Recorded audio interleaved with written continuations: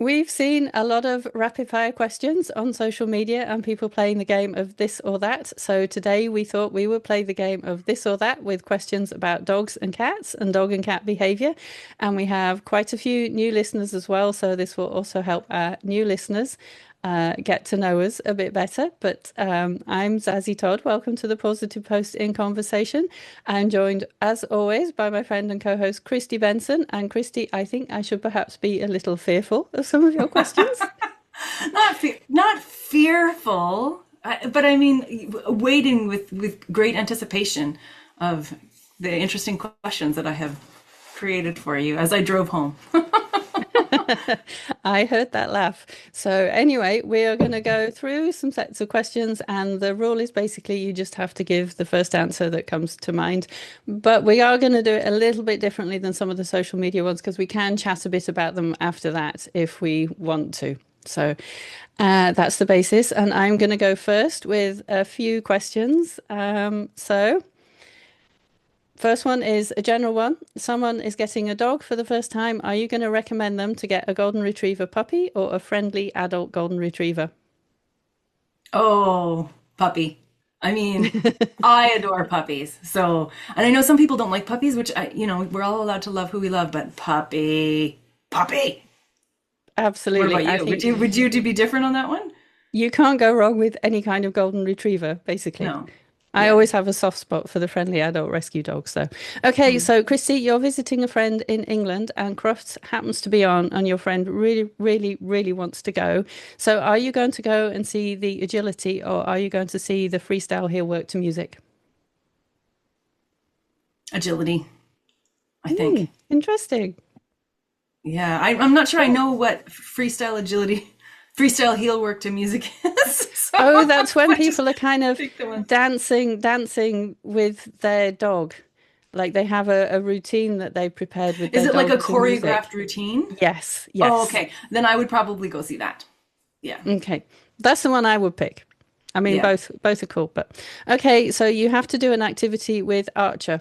Are you going to take Archer to a scent work class or to rally obedience?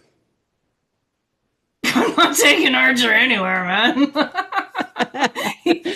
not Archer's like forte. Probably scent work, I think. I would Hmm. be. I think he would be terrible at it, but I would be more interested in it. But like he has a nose. He can sniff things. He does like sniffing. When we go on walks, he definitely likes sniffing. So, yeah. Okay, so we have to cover Soleil's ears while I ask you this next question. Okay. Would you prefer to get a border collie or an Australian shepherd? Seriously?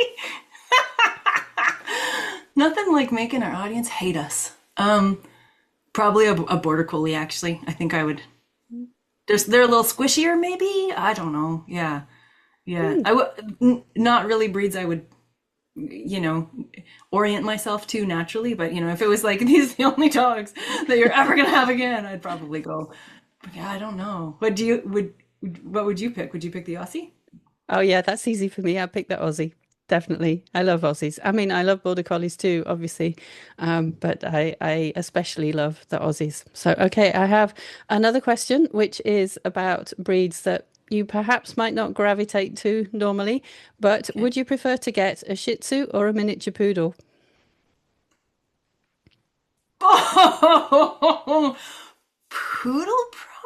Like the thing that immediately comes to my mind is that's a lot of grooming. Both of those options are a lot of grooming. But I feel like I could just take the poodle to a groomer. Whereas the Shih Tzu, I feel like it's like daily kind of where I barely brush my own hair. So the thought of having that kind of coat is not something that. So I would pick the poodle. Hmm. And I think you're right about the grooming. A Shih Tzu does need regular daily grooming, whereas the poodle, you could just go to the groomer. You Get would a have to puppy go cut. regularly, but you Yeah. you could do that. Okay, Yeah. that's my first set of questions. Okay.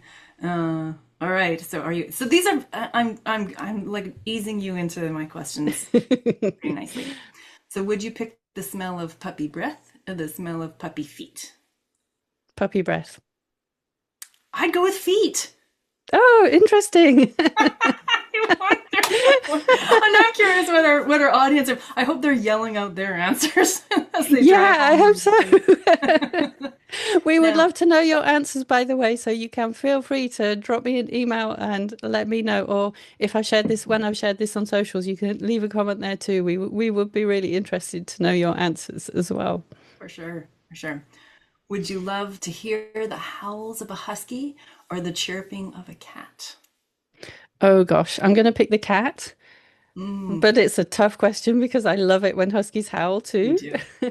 But I think the cat chirruping is a very pro-social thing towards the person they're chirruping at. So, Right. that's kind of like there's more emotional involvement, whereas the howl, maybe just a fire engine went by and it's cute and funny and adorable, but it's not got that same relationship aspect. But I used to absolutely love it when Ghost howled.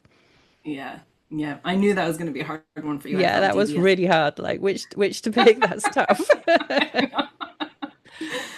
So, cat in a loaf on a glass table so you can look up from underneath, hmm or a dog with their nose tucked under their tail as they lay. Oh my gosh. I can't I'm choose. evil. I'm evil. You Yes, gotta you pick though. are. You gotta I'm pick. going to go with the dog with their nose tucked under the tail because I think that's so, so cute.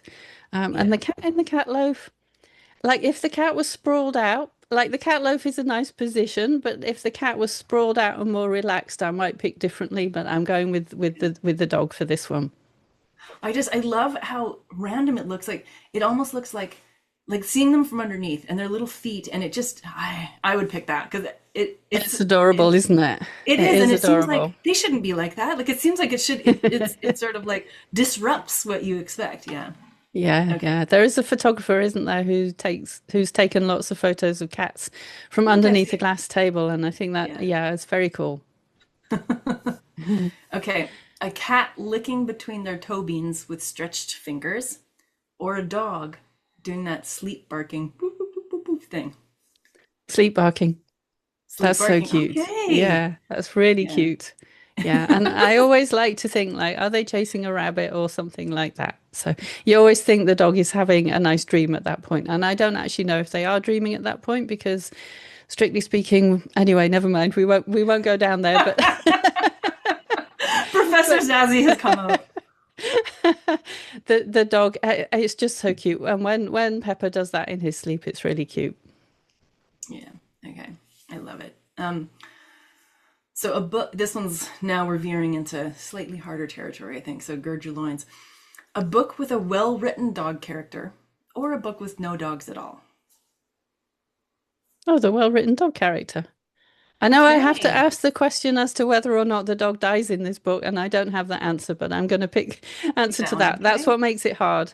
But I will pick the well-written dog character because it's always nice to have a well-written dog character in a book, and people don't always write it well. So you added well-written, so that at least gave I me, did. that made the question easier.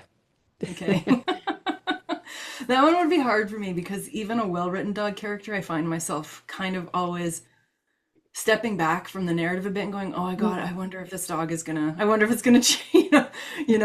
Every time I read something about a dog, I always get a little bit twitchy just in case because you Mm. read so many poorly written dog characters, which I think is kind of endemic amongst books, and maybe people with specializations with children and I don't know ecology and stuff. I have the same twitchy response because their thing is not being written well. But yeah, I have a thing for sure.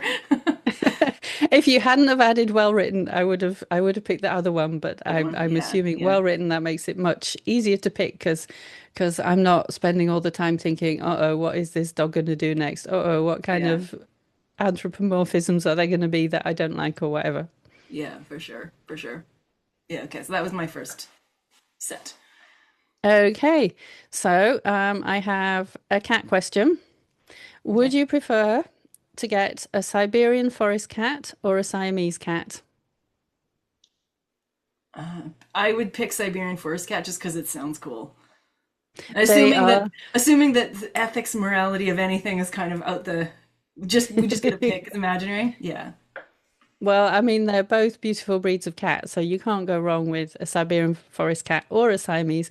I personally could not choose. That's why I picked this one. I thought I could not choose between them. I would love both. I'm not familiar with the Siberian forest cat. Oh, they are well suited to living in forests. They have big, Okay. thick coats. They are good for cold places. They're very nice cats, and you should go and look one up after this. They're amazingly good looking cats. Very nice cats. I will do so. Okay, what's the last thing you searched on the internet about dogs or cats, if you can remember? Sheesh. You know, I can't remember. Hmm, It's mostly like recipes. okay, recipes for dog Um, food then. I can tell you a non-dog thing, but an animal thing that I remember searching. Hmm. So I was searching for sadly, the international, there's an international body, I'm not going to remember it right, but it's like IUCN or something like that, that decides on the status of endangered wildlife, that gives Mm. them a rank. It's one of the several international ranking methods for ranking animals at risk. So I was searching for caribou, and it has one, but it lumps caribou and reindeer all together, which surprised me because I know they're the same Mm. animal, but they seem very different. One's largely the populations that exist are domesticated and et cetera, et cetera. But but then under caribou, it also had a mollusk that is some kind of caribou mollusk that only lives in one lake in British Columbia, and so it's Wow. considered very. I think it's considered very threatened. Mhm. But I was like, oh, interesting. There's just two. There's reindeer and then this one mollusk in British Columbia that only lives in one lake. Yeah. Wow. Mm. What about you? What Okay. was your last dog search? Last thing I searched, it was something about pheromones and kitties. I was just wanting to clarify something about different pheromones that cats have. So yeah, and that was my next section. Just two questions. Okay. Um, so my next section is also just two questions. Would you pick revising a draft book that has been copy edited or writing a book proposal? Oh no! I'm going to pick the book proposal because at that point you're full of hope that you have this wonderful idea for a book and maybe it's going to be a bestseller and everybody's going to love it and it is a lot of work to write a book proposal but at that point when you're editing copy editing and you've edited so many times you get really sick of the manuscript because you've read it dozens and dozens of times and although you're close to the end at that point, it's like it still feels a long way away. So that's what I would pick. I And would pick the book proposal because it's something new and fresh. fresh, right? Yeah. And edits can feel really personal. I find like, if you put a lot of heart into your writing and someone's like, this sucks, essentially, you're like, but that's from my heart, it can be Yeah, hard. and you can get stuck on like a Mhm. single word choice or something, and you can actually be stuck on it for a lot longer than you might think. And so, anyone listening to this probably doesn't realize how much work a book proposal is. So, a book proposal for a Okay. nonfiction book is basically a business case for a book and who is going to read it and what it's about, and a list of all the chapters and all the other books which are similar and so on. So it is actually a huge ton of work. So that's why I had to kind of hesitate and say this is a really hard question because it probably sounds to someone who doesn't know like it's a bit of a I don't know. I'll be interested to know. Other authors listening, let me know which you prefer. Okay, and then Barkfest, which was the book festival for animal lovers that we did last year. Do it again or never again? No, it wasn't actually last year. It was the year before. Was That's how it? much time has gone by. It was Oh my goodness. 2024. Okay. And Oh I yeah. think I cannot answer this question. This question is, I have to censor the answer to this question. I do think Barkfest was an amazing thing, and we got such incredible feedback from other people, and it was just planned as a one-off, and so many people said they would like to see it happen again, and I cannot speak to that at this point in time. Oh, okay. That was my next group of A or Bs. Okay, I have a couple of open-ended questions to start my next section. Which dog treat does your household get through the most of? Rollover, the big Mm, treat roll. Yeah, we've got a lot of big dogs, and in the past when we had a lot of dogs, it's easy. It's done, it cuts nicely, it's not sticky, it's a whole food, so it's something that you can be comfortable giving your dog a whole meal of, essentially, so yeah, I adore rollover as a training tool, and we definitely go through quite a bit of it. Mm. Mm. And so, corresponding question about cats. Which cat treat does your household get through the most of? So Apricot gets a little bit of wet food heated up um, every day with his, because he has to take pills. So Mm. that would be sort of his number one treat. And then his treats are more like toys that have like sachets of plant matter in them that he considers to be drugs. Those would be his favorite treats. Cool. So, would you prefer to go for a dog walk in the mountains or on a beach? I'm gonna say mountains just because I live in the mountains, and so I'm really familiar with how beautiful they are, and they offer dogs a lot of, sniffing opportunities, a lot of, different vegetation, a lot of different animals are there. But I just haven't spent that much time at a beach, so I don't have like a good Mm. emotional connection to it. What about you? Because you're not that close to a beach, are you? It must be at least a few hours away.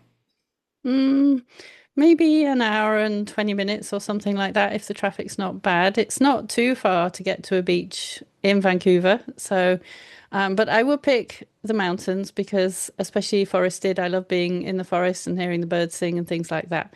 But of course, beaches are lovely too. But Yeah.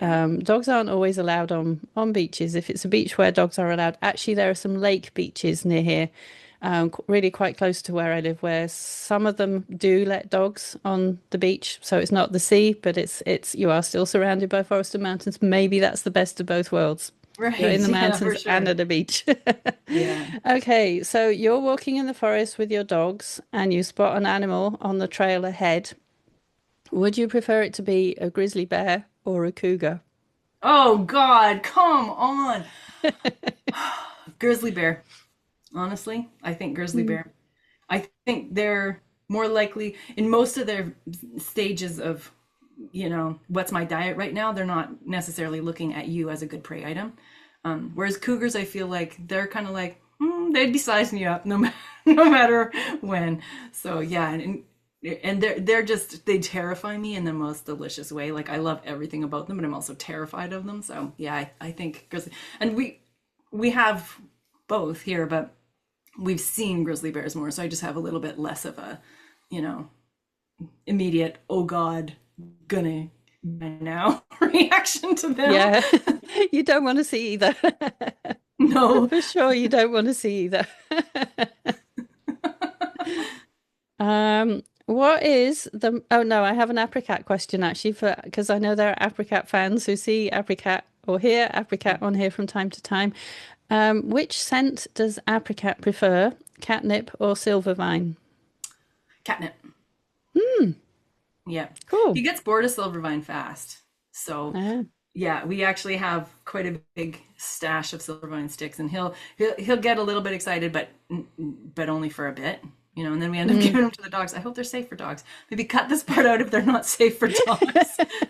Sully likes sticks a ton, and she brings sticks in from outside all the time. So she's just like, okay, I'll give this a go. Yeah, Yeah, I think dogs like to chew on any kind of stick. So, yeah. okay, what is the most disgusting dog treat you've had in your pocket or on a walk and then accidentally left in your pocket and found much later?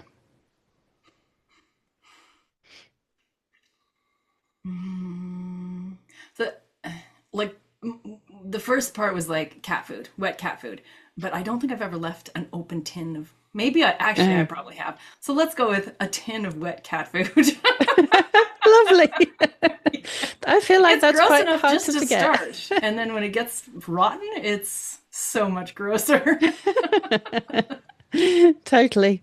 And the next question, I feel like I know the answer because you sort of touched on it earlier, but would you prefer to groom the dogs yourself or take them to the groomer? If we had a groomer nearby, I would definitely take them to the groomer. If we had a good groomer nearby who used like, welfare forward techniques, absolutely. I'm not into grooming. I like them clean. I like being clean, but the whole process of it is not something that I, yeah, adore for Mm. sure. Mm. I was not the type of child who played with the Barbie head. We'll put it that way. How about you? You Well, like grooming? I did not have a Barbie as a child because they were considered sexist, rightly so in my household. So, no, I mean I have to groom Pepper every day, but for I prefer to take him to the groomer and get him. He goes regularly to the groomer for a bath and a haircut and a blow dry, and I would not like to do all of that myself. I don't Yeah. feel like I would do a good job of it. Like he comes out absolutely beautiful, especially when he's got longer hair and it's kind of all been blow dried to perfection. And if you look at my own hair, you can see I am not good at blow drying anything to perfection. So, you know, the groomer is definitely the best option there. Yeah. That's the end That of my hurts, man. section. Okay. Okay. So my next section is like this or that in training and client counseling, the training and client counseling domain. So Mm, would you rather train a sit or train a heel?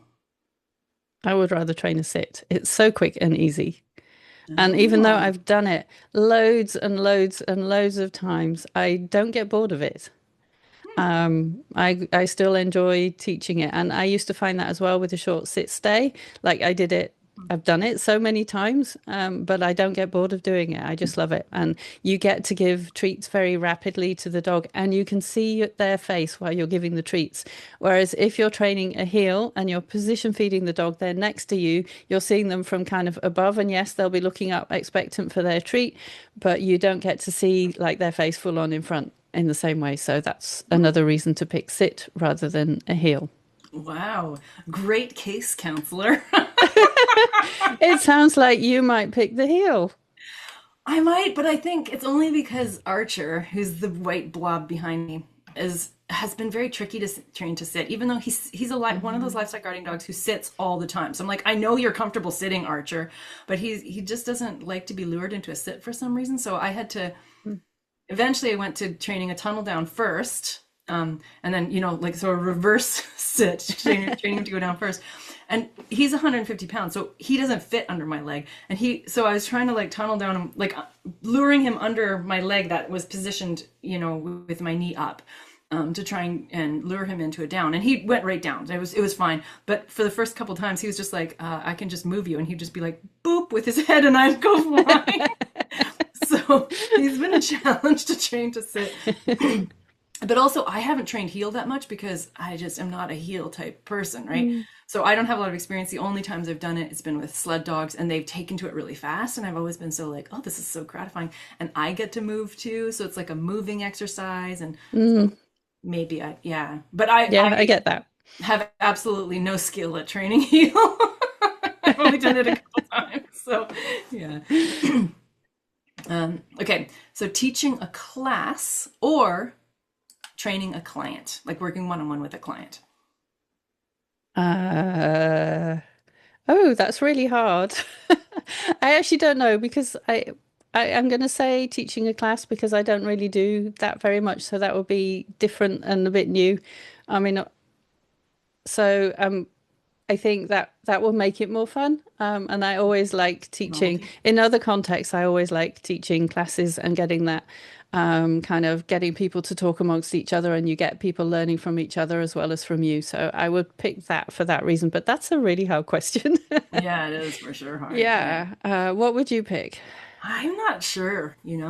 Both are tiring in different ways. Like with classes, you have all Mm, the prep work and then doing that projecting being on is I think really tiring. But then mm, training a client, you have a same, prep work, but also homework, which I detest. So yeah, mm. I'm not sure what I pick. It's a good one. Yeah, classes are tiring. I Okay. think being on all the time is exhausting, basically. Yeah. Yeah. I Can I have my assistance for my class and then it makes it much easier? See, again, yeah, then it's an easier choice. for sure. Yeah. Okay, so if we assume good ABI, so that's acquired bite inhibition. So the dog, if they bite, they bite without maiming force. So assuming good ABI and somehow you magical knowledge of a good final outcome, would you pick a dog biting dog or a dog biting human? Like the dog Um, is either biting a dog or the dog is biting the human, not the human biting the dog. As you were starting to ask, I thought you were going to ask what I would prefer, what kind of dog I would prefer to bite me or something like that. I know. I would say Which kind dog. of case would you take? Oh, the dog on the dog because I mean, you've already said it's going to be have a good outcome. We know it's going to have a good outcome, but I think a lot of times when a dog is biting another dog with good bite inhibition, it's actually not necessarily that serious anyway. So it's probably going to be a bit easier to resolve. Whereas there's a whole lot more emotions going into the human case, and I think it's just more challenging, probably. Hmm. What would you Yeah. pick? I don't know. Yeah, I feel I think Yeah, this is you what so you're you struggling. came up with a hard question. There's so many other, contingencies, context, and information that you kind of need. But if this is all you Mm. get, I might pick the human biting dog because I find there are cases that are a little bit more, I don't know, they have a standard resolution that, Mm. and also it's easier for humans to manage themselves sometimes. So Yes. we know we have a good outcome. We can assume that the management works. So it's a little bit more clear. Yeah. Yeah, and it might be that all you need is management in that case, because we know that the dog goodbye inhibition, so Yeah, for that sure. helps. Yeah, Yeah. Okay, would you pick, and this is cat cases, a litter box issue or multi-cat issue? a litter box issue. Okay. Multi-cat issues, I think they can be quite difficult. And I mean, obviously, in both cases, there's a lot that people might need to do, but I feel like you cannot guarantee that two cats are going to learn to like each other and get on with each other necessarily. They might always going to be hating on each other, whereas an intractable litter box case, I feel like that's less likely. So I guess I'm going by which I think is more likely to have a good outcome that's Resolution. easier to reach. Right. Okay. Yeah, Yeah. I got it. I don't do cats, so I have no say in that. I literally have no idea. So this one is harder, I think, trickier. So a marking dog, so a dog who marks inside, with an aversive adherent father, or a jumpy golden with an overly busy mum. Oh, I'll pick the jumpy golden. Okay. Because sometimes when people are using aversives, they can be very averse to changing their ways, and there is a lot that they have to learn. So even though a very busy person maybe doesn't have much time to devote to training, at least you don't have to have that initial thing of persuading them to try something that's different than what they're expecting Yeah. to do.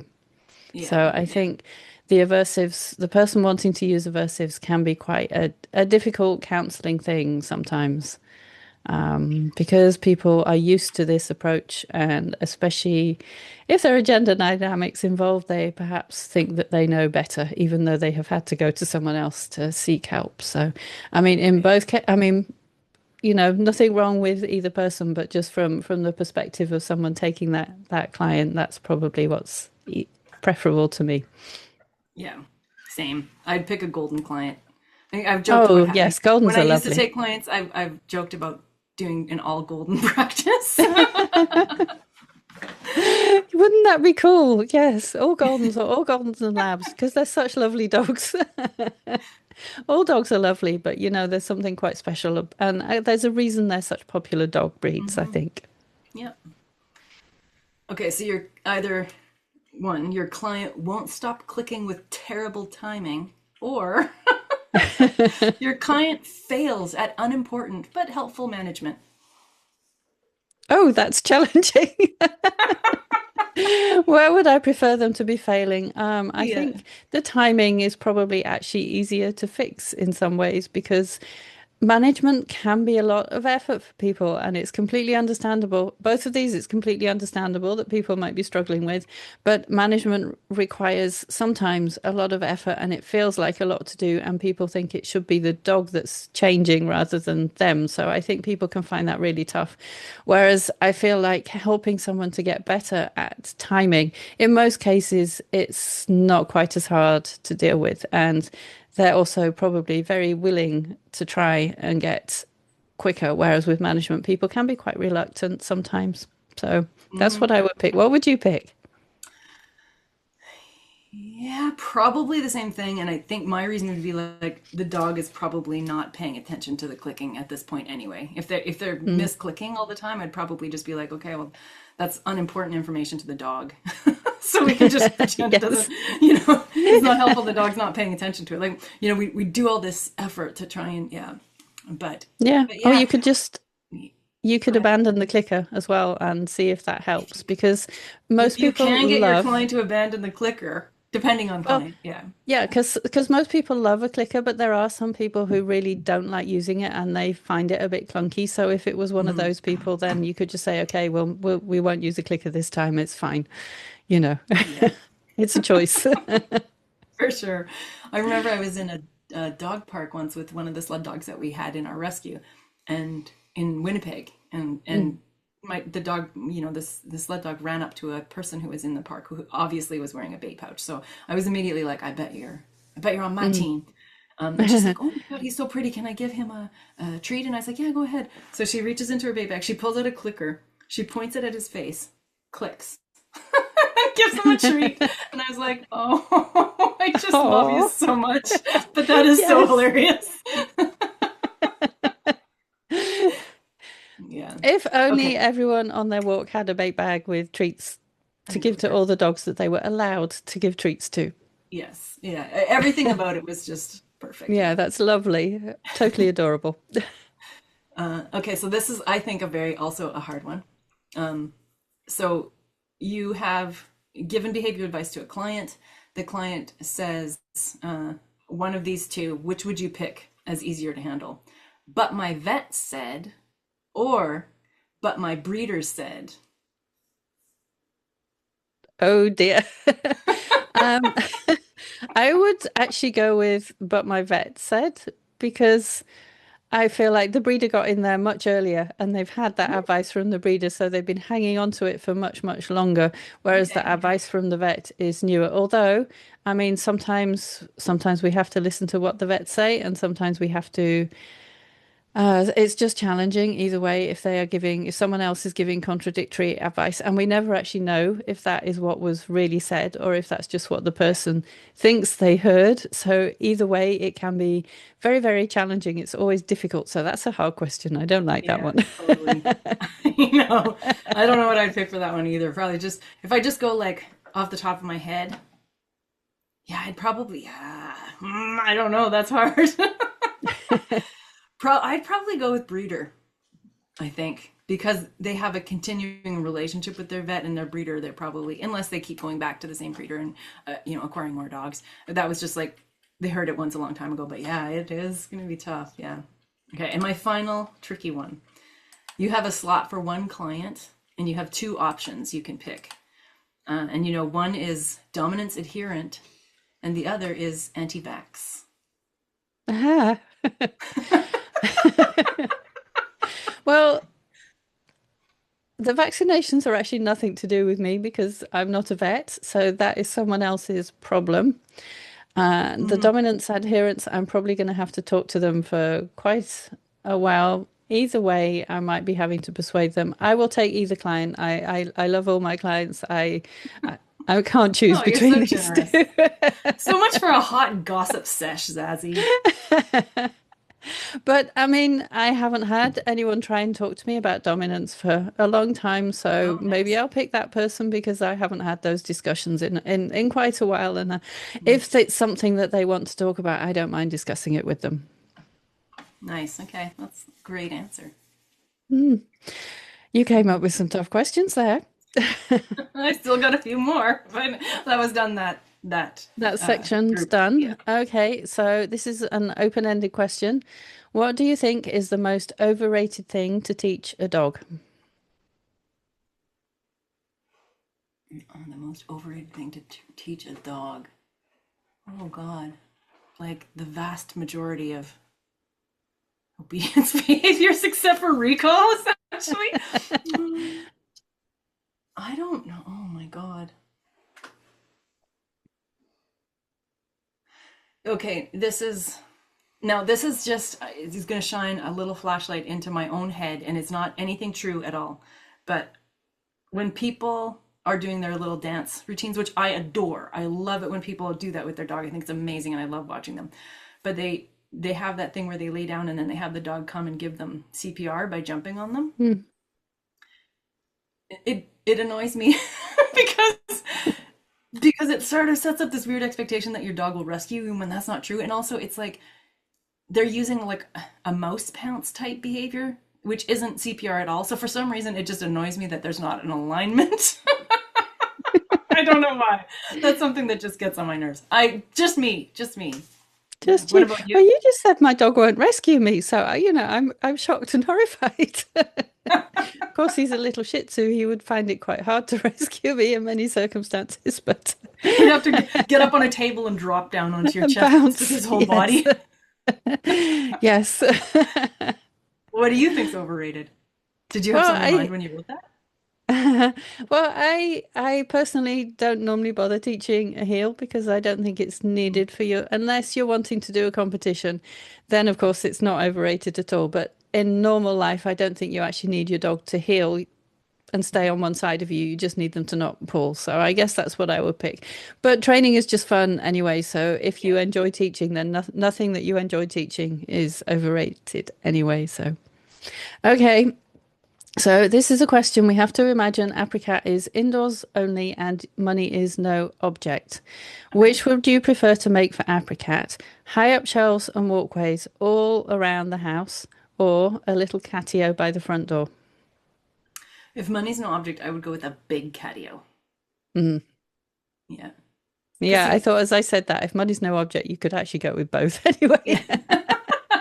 So But it's say you which are had you a type doing of house that first? would only work with one. You're in a zoning issue. Yeah. Yeah. Yeah, I would probably pick a catio. He already has quite a bit of upper space that he does make use of. So yeah, that's something new. But I do love those seeing the cats walk across those little pathways and stuff. Yeah, Yeah, that was a I good love one. those too, definitely. Okay, so if your cat needs a blood draw at the vet and the vet says you can be present, would you rather be there or not? Be there for sure. Yeah, Yeah, same with you. yeah, yeah. And I'm lucky I'm not squeamish. I mean, because some people are squeamish at the sight of blood and just can't. And I think that's absolutely fine. If you can't do it, then don't try and do it. But for me, I would rather be there. For sure. Okay, my last question for you is what is the best trick to teach a cat? It's an open-ended one again. Oh, so I started teaching this, but I couldn't actually figure out a training plan because I'm not particularly skilled at training cats. But I wanted to train Apricot to rear up on his hind legs on a like a circus cat with, and I would hold a little chair out, and it'd be Oh, like a. I never got, I never finished oh, it, but I had that as a training plan in my mind, and I thought it would be super cute with one of those little tiny plastic doll chairs kind of thing. So I that would picked be that. super cute. Yeah. I It was was not hard. expecting that. I got him up, but then I found it harder and harder to fade the lure. So maybe I should have been clicking. I don't know. But I'm not very good clicker he trainer knows, either, though. So mm, and he's meowing to say, I know I'm yes, being talked about. yeah, he's on my lap. Okay, that was the last of my questions. Okay, so now I have dogs. So you have to pick one dog or the other for yourself, I Hmm. guess. Brachycephalic or chondrodystrophic? Brachycephalic. Okay, that's the long, the long face rather than the short face if I have to choose between.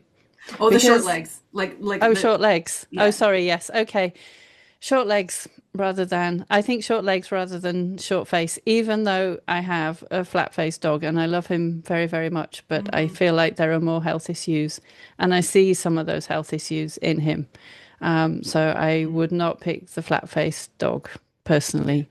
Mm. Yeah, I think I probably would too. Yeah, same. And I found with the more we learn about what brachycephalic dogs deal with, the harder it is to look at them and not just see them for the suffering. Mm. And maybe that's the Yeah, same with the short leg dogs. And we just haven't, it hasn't become a meme yet, but yeah.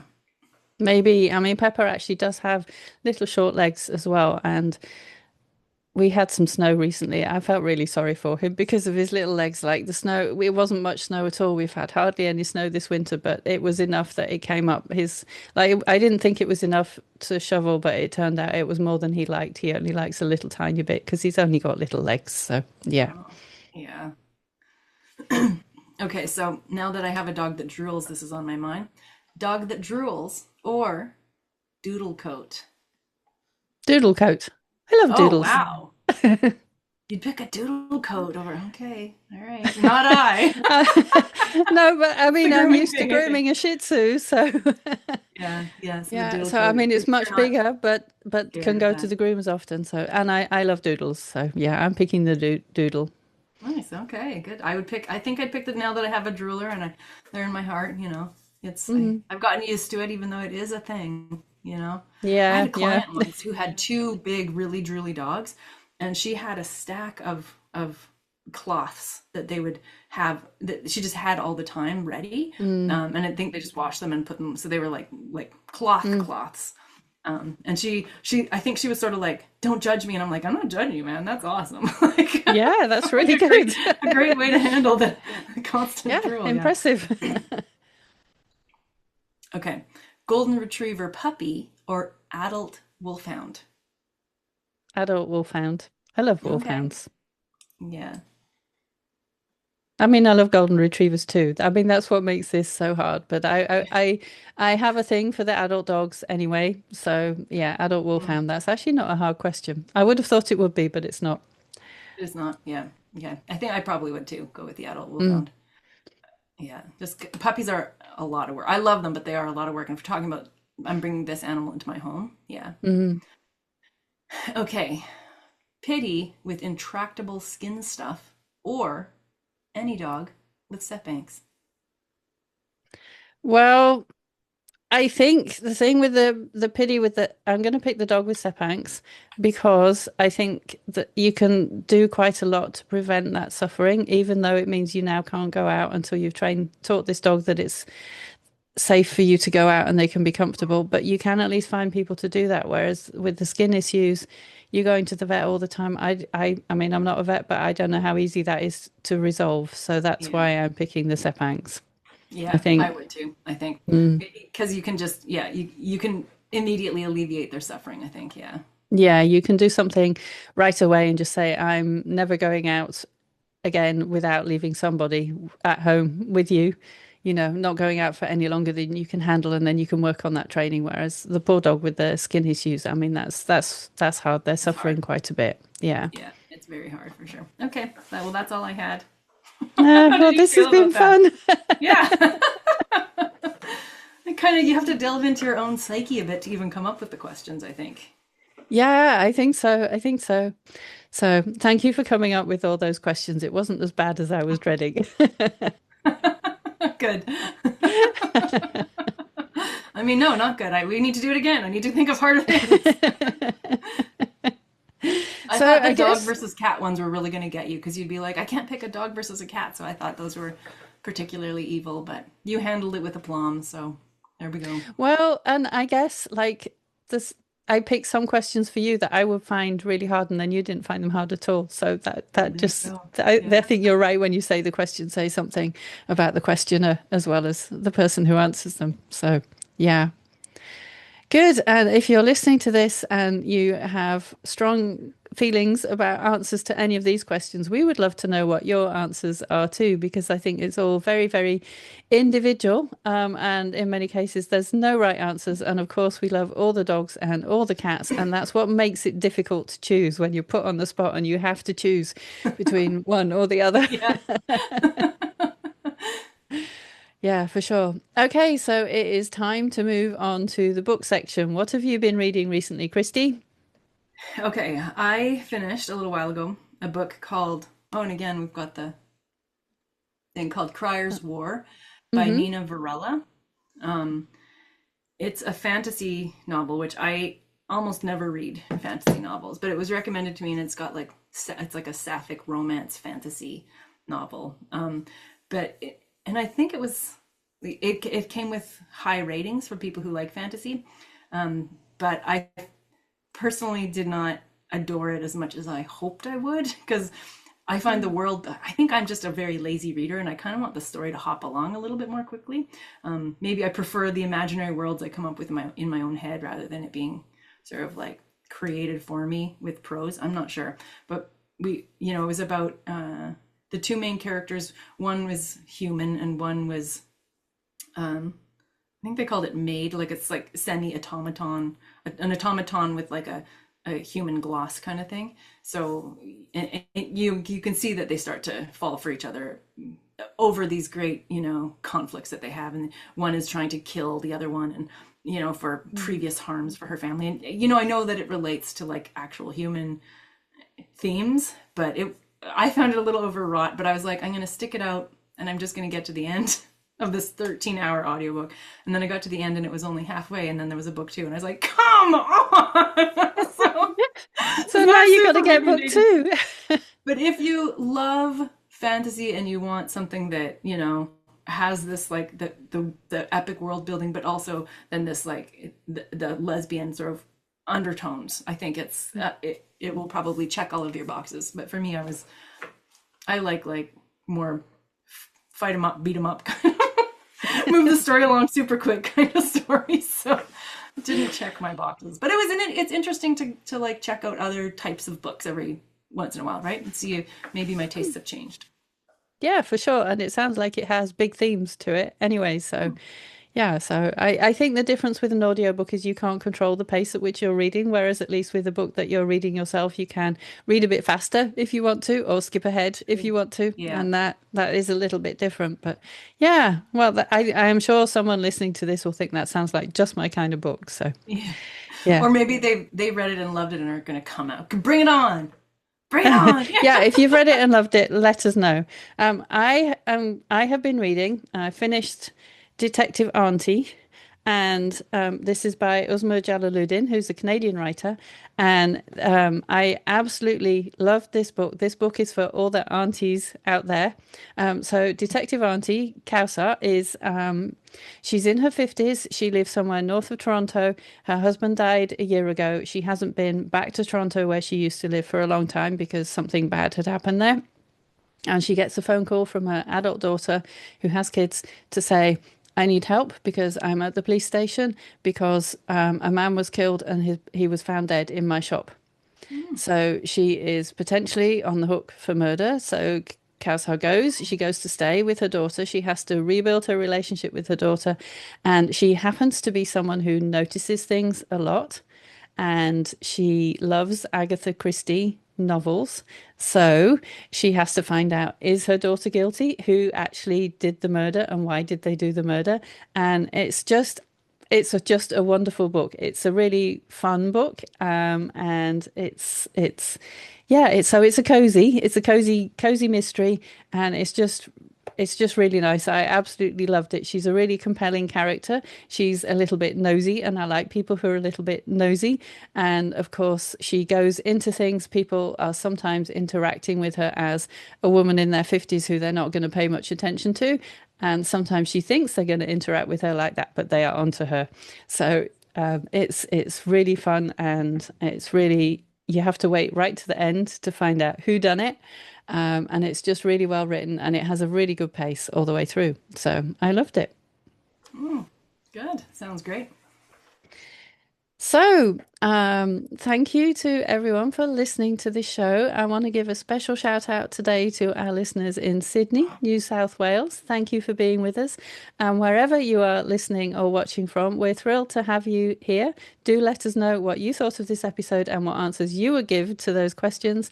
And if you've enjoyed it, as always, please tell a friend about it so that they can enjoy it too. And we will see you next time. Bye. Bye.